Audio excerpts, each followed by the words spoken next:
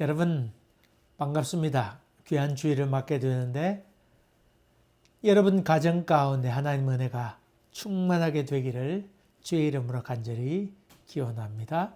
기도하겠습니다. 은혜로우신 주님, 주일을 맞게 되는데 하나님께서 속히 이 코비드 이 어려움이 속히 지나가게 도와주셔서 함께 모여 얼굴을 맞대고 여호와를 찬양하고 기뻐하는 시간이 되도록 은혜 베풀어 주시옵소서. 오늘도 가족끼리 다 모여서 예배드리는데 하나님께서 온 가족들 머리 무리 위에 인도하시고 복 내려 주시옵소서. 예수님 이름으로 기도하옵나이다. 아멘. 오늘 우리에게 주신 하나님의 말씀은 마태복음 10장 11절부터 14절까지 봉독하겠습니다. 원래는 11절부터 15절까지인데 제가 다 읽겠습니다. 봉독하겠습니다. 어떤 성이나 마을에 들어가든지 그 중에 합당한 자를 찾아내어 너희가 떠나기까지 거기서 머물라. 또 그 집에 들어가면서 평안하기를 비일라.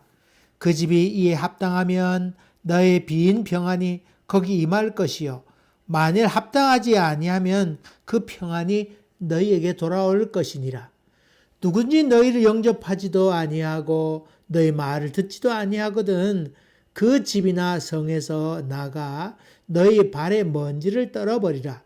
내가 진실로 너희에게 이르노니 심판날에 소돔과 고모라 땅이 그 성보다 견디기 쉬우리라. 아멘. 아멘. 먼저 여러분에게 참 조국에서 들려오는 이 기독교의 좀 부족한 모습, 또 코비드의 온상이 된다고 하는 그런 얘기를 듣게 되고, 또 교회들마다 또 예배를 자꾸 드리려고 해서 어려움이 있다고 하는 그런 소식을 듣게 될 때 여러분도 많이 짜증도 나고 참 왜 교회가 그러나 그런 생각도 하겠습니다만은 이럴 때일수록 더욱더 기도하고, 또 여러분이 그런 일들에 대해서 잘하는 일에 대해서 댓글, 유튜브나 아니면 여러 가지 그 창구를 통해서 댓글을 달고 하는 것도 좋은 일입니다. 침묵하는 것은 이럴 땐 비겁한 일이라 볼 수 있지요. 또 지지 의사를 보내는 것도 좋고, 또 여러분 힘내라고 그렇게 얘기하는 것도 좋은 자기의 의사 표현입니다. 그러므로 거기에 대해서 여러분이 간절히 기도해 주시되 그런 동참하는 것도 필요하리라 생각됩니다. 또 기도하면서 교회가 세상의 걱정거리가 되지 않도록 여러분이 꼭 기도해 주시면 감사하겠습니다.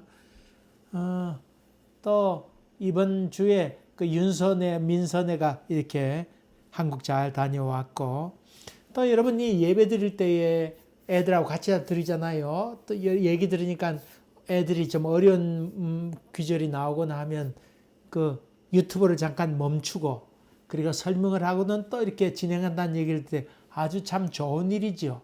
좋은 가족 관계가 예배를 통해서 이루어지게 되고, 또 여러분 제가 할 수만 있거든 쉽게 하려고 하지만은 그래도 어려운 부분이 있습니다.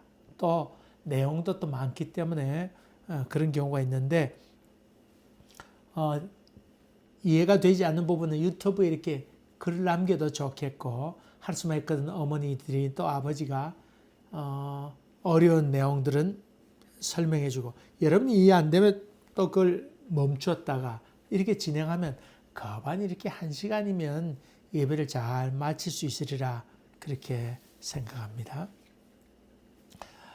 오늘 성경 말씀은 지난주 이어서 계속해서 좀 더 하려고 합니다. 여러분 그 성경에 보면 이렇게 하라 저렇게 하라 하는 말씀이 많이 나와 있는데 그 말씀을 그대로 다 지켜야 되는 부분도 있고, 그렇지 아니하고 지금은 그렇게 지키지 않아도 된다 하는 그런 부분도 있습니다. 꼭 지켜야 되는 것이 있고 그렇지 않은 부분도 있다고 하는 것도 여러분이 염두에 두세요.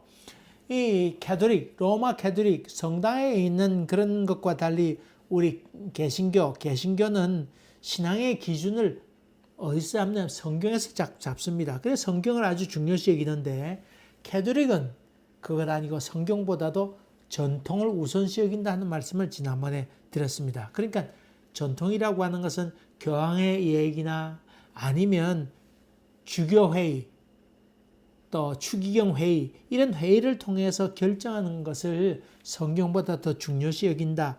그런 말이기도 합니다. 이 성경에 기록돼 있어도 시대에 따라서 문화가 달라지거나 가치관이 달라지고 또 경제적인 또 문화적인 아니면 사회적인 이런 여러 가지 전통의 차이나 변화에 따라서 많이 바뀔 수 있다고 하는, 바뀔 수 있는 부분도 있다고 하는 것도 여러분이 꼭 기억해야 됩니다. 예를 들어 봅시다. 성경에 보면 고린도 교회의 사도 바울이 너희가 그 교회 갈 때에 머리에 뭘 쓰라고 그랬어요? 여자들은 머리에 수건을 쓰라고 그랬거든요. 요즘 우리 교회에 들어올 때 물론 캐톨릭에서는 수건을 쓰지요. 수건을 씁니다만은. 근데 우리 개신교에서는 여자들이 머리에 수건 씁니까? 안 씁니까? 뭐 쓰지 않아요. 여러분, 고린도 교회에서는 거기에 그 고린도 지방에 종교가 있었는데 그 여자들이 좀 그 제사를 드린 다음에 여자들과 관계를 가진 그런 그 음란한 일이 있었습니다. 그래서 그런 일이 있었는데 교회 갈 사람들이 교회를 가게 될 때에 예배드리러 이렇게 모이게 될 때에 다른 사람이 볼 때 아이고 저 사람들도 음란한 사람들이로구나 이렇게 볼 거 아니에요. 그러니까 그런 사람하고 너희가 다르다고 하는 것을 보여주기 위해서 여자들은 머리에 수건을 써라, 구별하도록 해라. 그렇게 사도 바울이 얘기했죠. 그래 머리에 수건을 쓰면 음란한 일이 아니다. 우리 예수 믿는 사람은 깨끗한 삶을 살아간다. 그것을 구별을 짓기 위해서 그런 수건을 쓰라고 그랬어요. 요즘은 기독교 교인이라고 해서 뭐 그렇게 생각하는 사람이 없잖아요. 그러니까 머리에 수건을 써도 좋고 안 써도 좋은 것이죠. 그래서 개혁교회는 이렇게 쓰지 않습니다. 또 여러분 보세요. 성경에 있지 않지만 또 이런 부분도 있지요. 물론 성경에 술 취하지 말라는 말씀이 나오는데 한국 교회 다닌다. 교회 다닌다 그러면 술 마시지 않고 담배 피우지 않는다. 이런 생각을 많이 갖고 있지요. 담배야 뭐 건강에 좋지 못하게 그런데 선교사들이 한국에 와서 이렇게 보니까 술 취해가지고 남자들이 술 잔뜩 먹고는 집에 와서 아내를 때리기도 하고 술주정하고 이런 것들을 많이 보게 되니까 선교사들이 예수 믿는 사람들은 술을 마시지 않아야 되겠구나 그런 생각을 갖게 되어서 술 취하지 말라. 그래서 예수 믿는 사람은 술 안 먹는 사람으로 그렇게 딱 규정을 만들었습니다. 유대인들은 술 마십니다. 술 마시고 포도주를 마시지요. 그런데 우리 개혁교회는 선교사들이 일종의 만든 그런 전통이라 볼 수 있죠. 중국에서는 예수 믿는 사람은 아편을 하지 마라. 그 중국에는 아편이 많이 있었거든요. 마약 중독 많이 있고 또 뭘 하냐면 또 마작하죠. 도박하면서 마작하는데 자기 재산 다 넣어놓고 나중엔요 자기 아내 돈을 빌리면서 내가 만약 돈을 갚지 못하면 아내를 당신에게 주겠습니다. 이렇게 해서 아내를 파는 경우도 있었죠. 그래서 선교사들이 이 중국에서는 이 예수 믿는 사람은 마약해서는 되지 않겠구나 이렇게 생각해서 만든 일종의 규율이다. 그렇게 보면 좋겠습니다. 그래서 성경에는 꼭 지켜야 될 부분도 있고 또 바뀌는 부분도 있는데 이런 것에 대해서 여러분이 또 이해를 하면 신앙적인 고집을 부리거나 성경이 이랬는데 왜 그러냐고 그렇게 싸우는 일이 적게 된다고 하는 것입니다. 그래서 배경도 알고 이런저런 문화를 알게 되면 여러분이 아주 풍성한 예수를 믿는 사람이 된다. 그렇게 얘기할 수 있어요. 지난 주일날 예수님께서 제자를 파송하면서 주의하고 당부하는 말씀을 이렇게 하셨지요. 이방 길로 가지 말고 천국이 가까웠다고 얘기해라. 그리고 귀신을 쫓아내고 너희가 거저 받았으니 거저 주도록 해라. 그런 말씀을 했습니다. 그러면서 병든 자가 있는데 병이 나을지 안 나을지 그거 걱정하지 말라고 하는 얘기를 했어요. 우리는 기도할 뿐이고 병을 낫게 하고 치유하고 하는 것은 누구의 손에 달렸다? 하나님의 손에 달렸으니까 여러분이니까 부담 느낄 것 없습니다. 여러분의 간절한 마음을 하나님께 드리면 하나님께서 보시고 고쳐주시면 감사한 것이고 고쳐주지 않으면 또 다른 뜻이 있겠거니 그렇게 하나님 마음이 결정적으로 중요한 것이니까 거기에 여러분이 스트레스를 받을 필요 없다. 그런 말씀을 지난번에 드렸습니다. 오늘 말씀 또 이어가 보십시다. 너희가 전도하라고 할 때 전대라고 하는 것은 이렇게 배낭 같은 거예요. 배낭 같은 것이었어요. 구걸하는 동냥하는 주머니인데 그 안에 금이나 은이나 동 이런 것들을 갖지 말고 배낭 안에 여행용으로 두벌도 준비하지 말고 신발도 두 벌 준비하지 말고 지팡이도 그러니까 너무 신경 쓰지 말고 그렇게 전도하러 나가라. 그리고 일꾼이 자기 먹을 것을 어디 가서 일하게 되면 먹게 되지 않느냐. 당연히 먹을 거 주지 않느냐. 그것처럼 너희가 전도하면 하나님께서 먹을 걸 공급해 주실 것이다. 그렇게 지금 얘기하고 있습니다. 두 개 이렇게 준비하지 말라. 너무 그래 준비하지 말라. 요즘 신발이 참 좋지요. 옛날에는 여행 떠날 때 뭘 준비해 갔을까요? 우리 한국에서는? 맞습니다. 여행 떠나갈 때는 얼른 집신부터 만들었어요. 그때 그 당시에는 신발이 집신으로 만드는데 집신 오래 걷게 되면 다 마르고 다를 거 아니에요. 그러니까 집신을 빨리 이렇게 집신을 꼬아서 이 등에다 얹고는 이렇게 여행을 떠나곤 했습니다. 그렇게 해서 떠나게 되는데 이 이스라엘 땅에도 샌들을 이렇게 신는 샌들이 오래 가겠어요. 그러니까 어디 여행 갈 때 샌들을 준비해 가지고 떠나기도 했는데 너희가 그런 거 다 너무 신경 쓰지 말고 음식도 주는 대로 먹고 이런저런 걱정하지 말고 그냥 떠나도록 해라 그랬습니다. 그러면 샌들을 신는데 옛날 몇 년 전에 그 수련회 하는 어떤 모임에서 수련회 하는데 거기 인도하는 분들이 여러분 예배 드리러 올 때는 샌들 신지 말고 예배 드리러 올 때는 옷도 반듯하게 옷을 입고 또 신발도 샌들 신고 오지 마세요. 운동화나 이렇게 딱 맞는 걸 신으세요. 그렇게 아마 얘기했던 모양이에요. 그랬더니 여기서 자란 애들이 거기 갔을 거 아니에요. 수련회 갔는데 자기 엄마한테 전화를 해왔어요.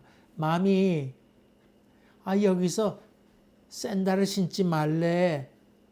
예수님도 샌들을 신었는데 왜 우리 보고 샌들 신지 말라고 그랬다는 거예요. 여러분 그 당시는 샌들 신었는데 여기서는 아마 예배드릴 때 그렇게 신지 말라고 아마 그 인도하는 사람들이 그런 광고를 내렸던 것 같습니다. 여러분 두벌옷을 준비하지 말라고 그랬는데 스님들은 출가하고는 그 먹물처럼 색을 입힌 그런 그 옷을 입지요. 승복을 입습니다. 승복을 입는데 거기다가 솜도 넣고 아주 두터운 솜도 넣고 아주 누비 이렇게 바느질 다락다락 이렇게 바느질해서 아주 묵직한 옷을 하나 걸치고는 이렇게 여행을 떠나지 않아요. 망태기 하나 걸치고는 이렇게 수행 떠나게 되지요. 겨울에는 그 옷을 입고는 그 덮고 자기도 하고 또 바위에 앉아서 기도 바위에서 아주 정진하잖아요. 그럴 때 밑에 깔고 앉기도 하고 여름에는 너무 덥잖아요. 그러니까 그걸 벗어서 팔에 걸치고 이렇게 얇은 옷 입고 이렇게 다니기도 하고 또 이 사찰에서 몇 달 있다가 또 저 사찰 가기도 하고 또 어떤 스승 밑에 가서 또 배우다가 또 뭐 다른 데서 가기도 하고 그러니까 그런 수행하는 자세이니까 두벌어도 필요 없고 그저 절에서 주는 걸 먹고 그 옷 하나로 이렇게 지내는 경우도 많이 있지요. 그리고 스님이라고 한 것은 어떤 집착을 가지면 되지 않죠. 뭐 두 버릇이나 뭘 소유하려고 하는 생각을 다 버려야 되니까 미련 없이 늘 이별하는 연습을 하지요. 그 수행자의 길입니다. 여러분, 우리 교인들은 다른 종교에 대해서 이렇게 막 비난하고 쌍욕하고 그러지 마세요. 그거 다 좋은 거 아니에요. 여러분, 불교 그렇게 믿으면서 평생을 그렇게 수행하면서 산다고 하는 게 쉬운 일도 아니잖아요. 쉬운 일도 아니에요. 자기도 못하면서 함부로 남을 욕하고 그렇게 하면 되지 않아요. 쉽지 않은 수행의 길을 걷는데 거기에 대해서 여러분이 뭐 이러쿵저러쿵 얘기하는 것은 옳지 않고, 우리 종교가 귀중하듯 다른 종교에 대해서도 여러분이 품위를 잘 유지하고 존중하세요. 그게 아름다운 것이에요. 예수 믿는다는 게 뭡니까? 상대에 대한 배려도 하고 상대의 종교에 대해서 그럴 수 있겠습니다. 이렇게 잘 받아들이는 것이 중요한 것이고, 그들 속에서 배울 것 배우는 것이 중요한 것이지요. 마구 그냥 아이고 쌍것들, 지옥 갈 것들 그렇게 얘기하면 그 올바른 자세가 아닙니다. 우리 몬트리올 한인 장로교 교인들은 그런 점에 있어서는 좀 품위를 유지했으면 좋겠다는 것이 제 생각입니다. 어쨌든 우리가 선교회 갈 때 요즘은 많이 갖고 가지요. 왜냐하면 거기 선교지 가야 되는데 거기에 폐를 끼치지 않기 위해서 그런 것들 다 준비해 가는데, 어쨌든 그랬건 저랬건 간에 전적으로 하나님을 의지하라 그런 말이지요.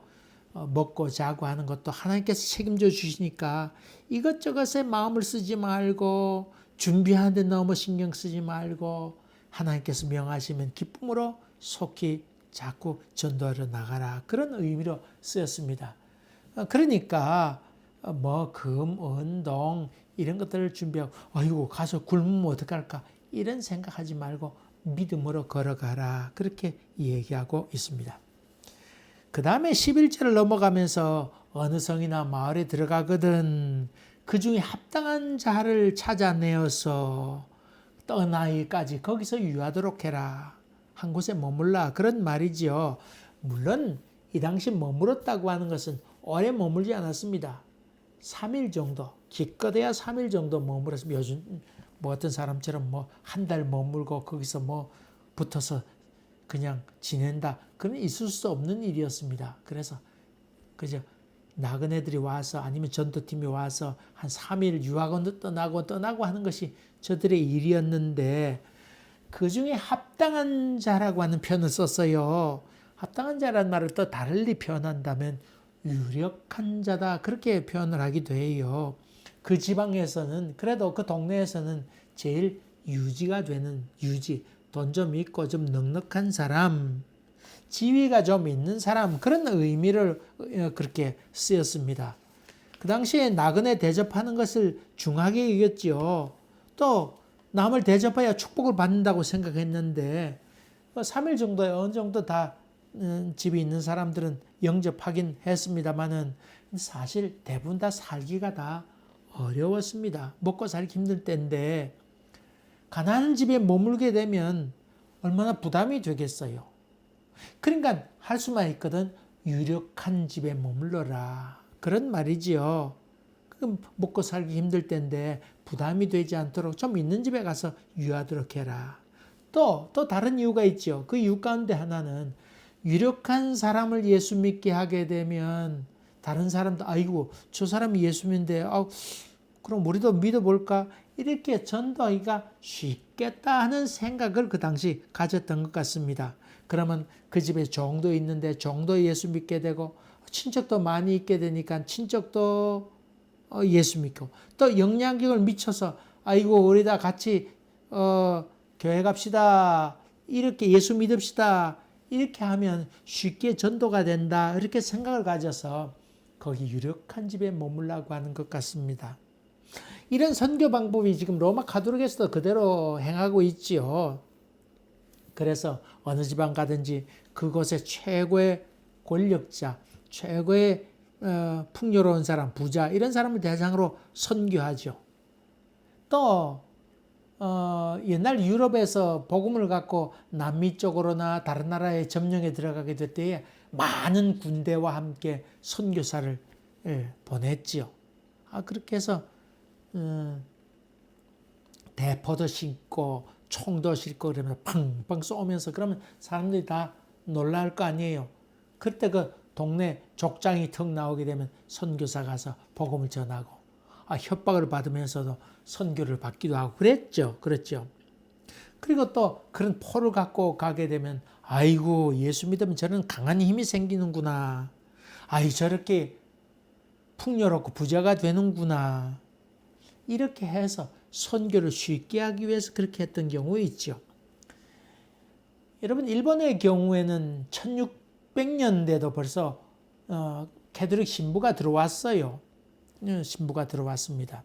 또 네덜란드 상인들이 이렇게 들어오면서도 무교와 함께 많이들 선교사들이 들어오게 되는데 그 당시 지방에 있던 성주를 막부라 불렀어요. 막부. 지방에 있는 성주가 있는데 이 사람들에게 가서 이 사람들이 필요한 것은 무기거든요. 총이거든요. 대포거든요. 이 성주하고 싸우게 되는데 무기가 좋아야 이길 것 아니에요. 그러니까 이런 데 가서 무기도 주기도 하고 무기도 소개하고 이러면서 복음을 전하기도 했습니다. 역사 기록에 보면 그런 내용들이 나옵니다. 하여튼 신부들이 많이 와서 또 몰래 숨어오기도 하고 그렇게 왔는데 막부들은 그 서양에서 온 유럽에서 온 선교사들이나 이런 것들을 받아들이면서 이런 사람들을 받아들이면서 그렇지 않은 불교나 남미 호랭경교 그 당시 남미 호랭경교 있었는데 그런 사람과 논쟁하게 되었는데 기독교 역사는 벌써 1600몇 년 됐잖아요. 많은 신학 논쟁을 거치면서 왔고 그런 공부를 한 신부들이 있었으니까 논쟁하면 싸움 잘할 거 아니에요. 말도 잘할 거 아니에요. 논리적으로 잘 설명하면. 그렇게 해서 논쟁에서 이기게 되니까 그런 말미암아 복음이 왕성하게 잘 퍼지게 되었습니다. 그리고 뒤로는 포도 공급하고 무기도 공급해서 군사적인 우위도 차지하게 되고 여러분 칼로 싸우는 것하고 총 들고 싸우는 것 차이 있을 거 아니에요. 대포를 쏘는 것하고 그렇게 해서 캐톨릭 신자들이 많이 퍼져나갔던 적이 있습니다. 일본에서는 몇십 프로 전 국민의 몇십 프로 백성의 몇십 프로가 그 예수 믿은 적이 있습니다. 로마 캐톨릭을 믿은 적이 있습니다. 근데 전쟁이라고 하는 것은 늘 캐톨릭 믿는 사람만 승리하는 것도 아니잖아요. 막부 중에 남녀 혈행경교 이런 암송하는 그 단체가 있죠. 그런 교가 있었는데 그만 남녀 혈행경교를 믿는 세력하고 싸움이 붙었는데 그만 캐톨릭 믿는 막부가 패배하게 됐는데 패배하게 되니까 다 목이 잘리던가 잡혀오던가 고문을 받던가 아니면 칼을 자기 배를 잘라서 자살해 죽던가 그렇게 돼서 많은 우두머리들이 죽음을 맞이하게 됐죠. 많이 죽었습니다. 거기 부하들도 이렇게 죽고 이렇게 하게 됐는데 하인들하고 아주 그 평민들은 산속으로 도망갈 거 아니에요. 그런 사람은 살아남았다가 복음을 이렇게 좀 믿기도 하고 그 사람들이 신앙을 좀 유지해 오게 된 경우 있었죠. 그래서 일본에 있어서 로마 카톨릭 역사는 400년 정도 더 됩니다. 더 됩니다. 아주 오랜 캐톨릭 역사가 있어서 그 흔적도 지금도 많이 남아있죠. 이렇게 유력한 사람들에게 복음을 전하게 되면 긍정적인 면에 있어서는 우두머리가 믿게 되니까 밑에 사람이 다 함께 예수 믿게 되는 긍정적인 면도 있고 또 힘에 의해서 너 다 믿어라. 그렇게 종들에게 명령을 하면 다 함께 나와서 믿게 되는 경우가 있지만은 그러나 부정적으로 본다면 권력, 힘에 의해서 예수를 믿게 되니까 진정으로 예수 믿는 사람은 정말 적을 수도 있다고 하는 생각이고, 부정적으로 본다 그러면, 권력과 함께하게 되니까, 만약에 권력을 잡을 때는 그것이 효력이 있지만, 만약 권력을 빼앗기게 되면, 그거로 말미암아 많은 사람이 죽임을 당하게 되고, 예수 믿는 사람이 그냥 싸그리 다 없어지게 되는 그런 경우도 있었죠. 한국에는 우리 개신교보다도 로마 가톨릭이 100년도 먼저 왔지만은 왜 한국 가톨릭은 개신교보다는 적은가? 그 이유는 그때 그런 정책 때문에 사화를 맞이하면서 이 당파 싸움하면서 어려움을 겪게 되고, 그래서 많은 사람이 죽임을 당했습니다. 많은 사람이 죽었습니다. 피를 많이 흘리게 되니까 그런 말미암아 많은 씨가 마르게 되는 그런 불행이 있게 됐죠. 반대로 우리 개신교회는 그런 정책을 쓰지 않았습니다. 유력한 사람에게 복음을 전하는 것 아니고, 고아원을 만들어서 고아를 돌보고, 또 과부를 돌봐주고, 또 가난한 사람을 돌봐주고, 또 어려운 사람, 병든 사람에게 병원을 세워서 이들을 치료해주고, 이렇게 해서 어렵고 힘든 사람에게 복음을 먼저 전하게 되었는데, 이런 사람들이 예수 믿는 사람이 자칫하면 늘어나게 되니까 어려움이 와도 이 사람이 다 도망가 버리면 되잖아요. 확 도망갔다가 진정이 되면 그 사람 또 돌아와서 예수 믿게 되고 복음을 퍼뜨리게 되고, 이렇게 해서 복음이 왕성하게 전하게 되었던 결정적인 역할을 하게 된 것이 바로 일반 보통 사람들, 가난한 사람들, 어려운 사람들에게 복음을 전했던 아주 효과를 보게 된 것이지요. 그래서 저들이 믿음을 잘 유지하고, 또 생활이 어려운 사람들이니까 간절히 하나님께 기도할 거 아니에요? 그렇게 해서 이 개신교회는 로마 가톨릭보다는 더 왕성하게 되었던 이유가 거기에 있었죠. 어쨌든 예수님께서는 어디 마을로 들어가거든 유력한 집에 들어가서 끝까지 있다가 나와라. 없는 사람에게 부담을 지우지 말고 있는 사람에게 좀 신세를 지도록 해라. 이렇게 해서 예수님께서 제자들을 향하여, 전도하러 나가는 제자를 향하여, 야, 너희가 없는 사람에게 신세를 지지 말도록 해라고 하는 배려하는 마음으로 그렇게 얘기하고 있습니다. 이제 13절로 넘어가면서 평안을 구하라. 만약에 너희들을 영접하지 아니하면 발에 먼지를 털어버리고 나와라. 여러분, 제자들이 나가서 복음을 전하면 다 반갑게 영접했을까요? 그렇지 않았어요. 종종 배척하는 사람도 많이 나오고, 또 문전박대하고, 아이고 우리 필요 없다고 문 밀쳐낸 다음에 머리도 나오기 전에 문을 쾅 닫아서 머리가 쾅 이렇게 부딪히기도 했단 말이에요. 그럼 얼마나 화가 나요. 쾅 머리 부딪히, 큰 문에서 머리 부딪히면. 사람들이 들으려고도 하지 않고 나가라고 소리치는 그런 경우도 있고, 재수 없다고 막 소금 뿌리는 사람도 있고, 욕하는 집도 있을 거 아니에요. 그러면 전도하러 갔다가 화가 나요, 안 나요? 화가 날 거 아니에요. 그러면 그것 때문에 그냥 나가면 됐지 왜 밀치냐고 그러면서 거기서 전도하러 갔다가 싸울 거예요. 어쩔 거예요? 전도하러 갔다가 예수를 영접하지 않는다고 싸움질을 해대면 무슨 유익이 있겠느냐 말이에요. 유익하지 않잖아요. 그러니까 그런 일 때문에 싸우지 마라. 그런 일 때문에 싸우지 마라. 우리는 전도하러 갔는데 전도하러 갔다가 저들과 싸우게 되면 그 얼마나 부끄러운 일이고 본질을 잃어버리는 것 아니냐, 그런 말이지요. 여러분, 기독교가 본질을 잃어버리면 큰일 납니다. 요즘 추하게 되는 것도 바로 그런 것입니다. 교회란 무엇인가? 남을 위해서 존재하는 것인데, 교회라고 하는 것이, 또 크리스찬이라고 하는 것이 남을 위해 존재해야 되는데, 코로나 바이러스를 확진시키는 그런 일에 도구가 된다면 이건 참 부끄러운 일이지요. 남에게 폐를 끼치는 일이고. 여러분, 그것 때문에 예수 믿어서 예수 예배 드리면서 예배 방해하면 내가 죽을지언정 예수 믿겠다. 그럼 죽으려면 자기 혼자 죽지. 바이러스는 걸려가지고 남에게 왜 전염병을 옮겨가면서 자기만 죽지 왜 그러는 거예요? 그건 순교하는 거 아니에요. 잘못된 것이요. 이게 다 본질을 잃어버려서 그래요. 옛날 순복음교회 오살리 기도원에 금식 기도를 갔던 적이 있습니다. 그 대학 졸업하고 났는데 우리 군대 가기 전에 그래도 한번 금식 기도 한번 하고 하자. 그래서 친구들하고 몇 사람이 가서 금식 기도하고 일주일간 금식하고 나왔는데 나와서 이제 차 타려고 하는데 버스가 오니까요. 그 금식 기도했던 사람들이 다 달려가면서 서로 타려고 잡아당기고 싸우고 난리 났어요. 그걸 보면서 저 사람들이 왜 금식하는가? 왜 금식하는가? 예? 그건 뭡니까?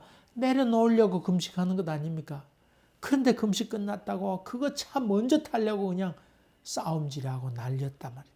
이게 본질을 잃어버리는 겁니다.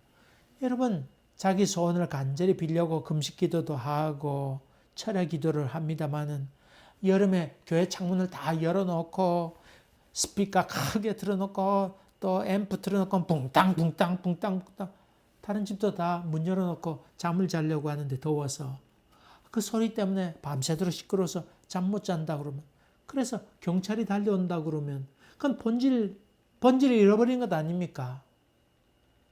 자기들만 기도하면 다 된단 말입니까?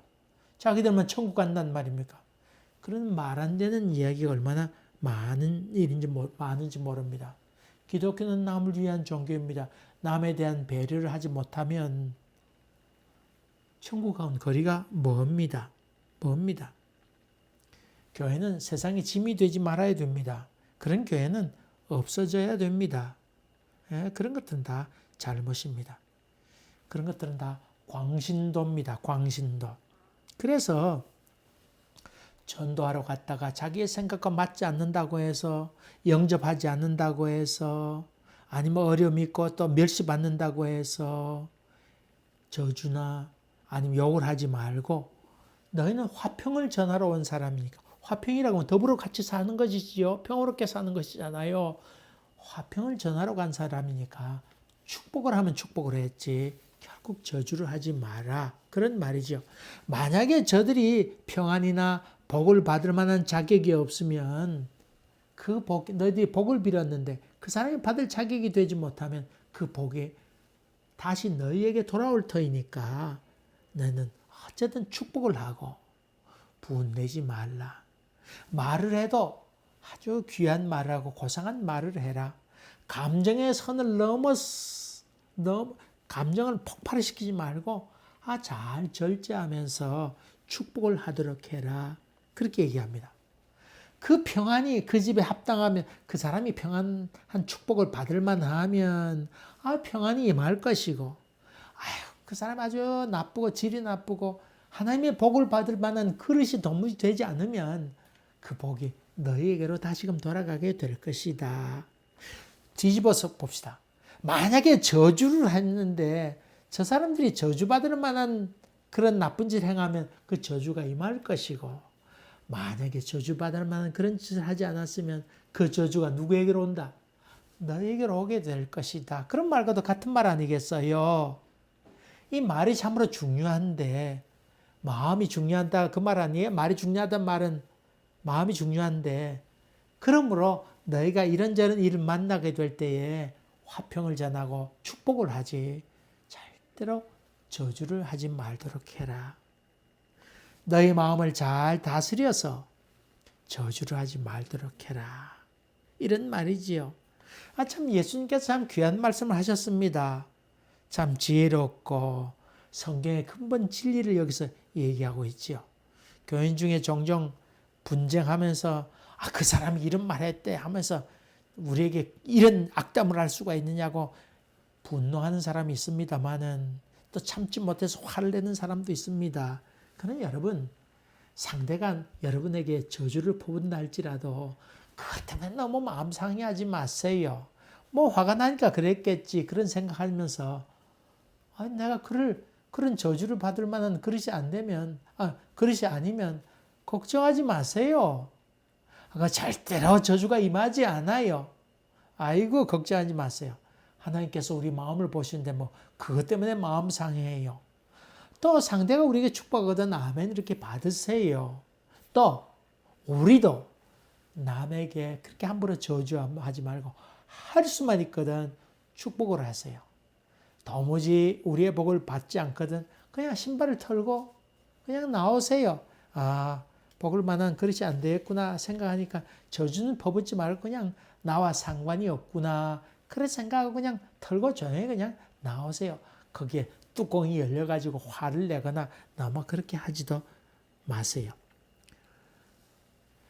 여러분 종종 말이 된다고 하는 말이 있죠. 사람들이 말이 된다고 하는 말을 쓰는데 나는 말이 된다고 생각지 않아요. 우리말 가운데 말이 된다고 그러면 자기들이 말하면서 남이 욕하면 야 말이 되는데 막 그런 말 하냐고 그러면서 열불 올리는 사람도 있지요.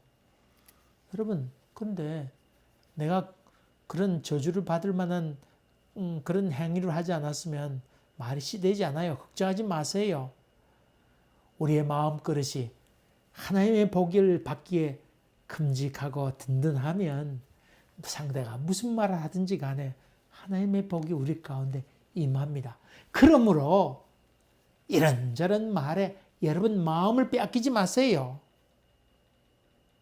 여러분 뭐 이런저런 추한 일들을 많이 보고 마음 상한 일도 많이 있잖아요. 여러분 코비드19로 인해서 한국 교회들 하는 꼴 보면요. 어떻게 보면 마음 상할 일도 있지만은 그러나 여러분 그 사람들 때문에 여러분의 평강을 잃어버릴 것까지는 없어요. 그저 간절히 기도하면 되고 댓글도 웃으면서 댓글 달아주세요. 당신들 그만해라 이렇게. 마음까지 상할 필요 없다 그 말이죠. 또 저주를 퍼붓지도 마세요. 퍼붓지 마세요. 불쌍히 여기세요. 하나님께서는 악인이 죽는 것을 기뻐하지 아니하고 돌이켜서 하나님 앞에 돌아오기를 원한다고 그랬잖아요. 이 말은 저주를 그대로 퍼붓지 말고 하나님의 역사하심에 내어 맡기라고 하는 말입니다. 그러므로 여러 가지 여러분이 심판자가 되지 말고 또 평정한 마음을 잃어버리지 말고 하나님께서 하시지 이 믿음으로 넉넉한 믿음으로 승리해 가라고 하는 말입니다. 저는 성경에 나온 인물 가운데 아주 요나를 보면 아이고 참 니느웨로 가라고 그랬는데 거기 가지 않고 다시스로 갑니다. 여러분 니느웨로 가지 않았던 이유는 유대 사람들이 니느웨에 종을 바쳤습니다. 다시 말하면 그들의 식민지였습니다. 그 당시에. 근데 우리를 지배했던 그 사람들에 가서 복음을 전하라고 하는 말이 얼마나 화가 나는 일이에요. 그러니까 요나가 거기 안 가고 다시스로 도망갔죠. 어쨌든 간에 그 얘기를 하려고 하는 건 아니고 큰 고기 뱃속에 들어갔다가 나와서 다시금 니느웨로 돌아가잖아요. 거기서 니느웨가 망한다는 하나님의 말씀을 순종하면서 니느웨 망한다. 너희들 하나님 뜻대로 살지 않으면 망한다. 그렇게 외치면 하는데 그래서 그 니느웨 성에 있는 사람들이 솔박 다 하나님 앞에 돌아오게 됐잖아요. 동물들도 다 나와서 회개하면서 금식하면서 하나님께 기도했다. 음식도 주지 않고 그러면서 온 백성들이 다 성읍에 살던 사람들이 회개했다는 말씀이 나오잖아요. 그러면서 요나가 어떻게 해요? 이 정말 하나님께서 진노하실까 안 하실까 이렇게 눈여겨봤다고 그랬잖아요. 호박 눈굴 밑에 들어가서. 여러분 나는 요나의 심보가 참 나쁜 사람 좀 좋지 못한 사람이지만은 그런 한 가지 좋은 점은 한 가지 있습니다. 그것은 요나는 자기 생각대로 마음대로 남을 저주하고 욕을 퍼붓는 사람이 아니고 한숨 깊게 쉬면서 하나님께서 어떻게 역사하는지 이렇게 바라보는 여유가 그 마음 가운데 있었다고 하는 것입니다. 이것은 좋은 점이에요. 요나가. 이 말 달리 얘기한다면 우리에게 여러 가지 어렵고 힘든 일이 있는데 억울한 일도 있는데 그럼에도 불구하고 여러분 기분 내키는 대로 저주를 퍼붓는 것 아니고 한숨 크게 들이키면서 하나님께서 어떻게 역사하는지 한 걸음 뒤로 물러서서 기다릴 수 있는 믿음. 이것을 간직하는 것은 참으로 귀한 일이라고 하는 것입니다. 저는 요즘 그런 생각합니다. 이웃에게 즐거움을 주는 사람이 되고 한 걸음 나아가서 품위 있는 크리스찬이 되자. 품위 있는 크리스찬이 되자. 이것은 성령이 우리 가운데 충만해야 느낄 수 있는 은혜의 세계입니다. 예수님께서 하신 말씀, 평안을 빌라고 하는 말이 바로 그런 말입니다. 사랑하는 교회 여러분, 성령이 충만해서 품위 있는 크리스찬이 되고 하나님의 은혜를 나누어주고 축복하는 크리스찬이 되기를 주의 이름으로 간절히 기원합니다. 기도하겠습니다. 은혜로우신 주님, 세상을 향하여 눈을 뜨게 되면 스트레스를 받고 어떻게 저렇게 세상이 돌아가나 하는 생각에 분노도 하고 화감칠이 모를 때가 있는 것이 우리의 삶입니다마는, 그러나 성령께서 우리 가운데 함께하여 주시사 저들을 향하여 오히려 화평을 전하고 평안의 복음을 전하고 축복하는 저희들 되어서 하나님의 평화의 도구로 살아가고 또 은혜를 나누어주는 귀한 일꾼이 되고 하나님의 평강을 품고 살아가는 저희들 되도록 복 내려 주시옵소서. 그래서 참 여유롭고 품위 있는 크리스찬으로 살아가도록 도와주시옵소서. 예수님 이름으로 기도하옵나이다. 아멘. 지금은 우리 주 예수 그리스도 은혜와 하나님 아버지의 지극하신 사랑과 성령의 교통하시고 역사하심이 저희들 가운데 항상 함께 계시기를 간절히 축원하옵나이다. 아멘. 아멘. 감사합니다. 또 뵙겠습니다. 더 간절히 기도합시다. 하나님의 은혜가 여러분 가정 가운데 임하길 빕니다. 감사합니다.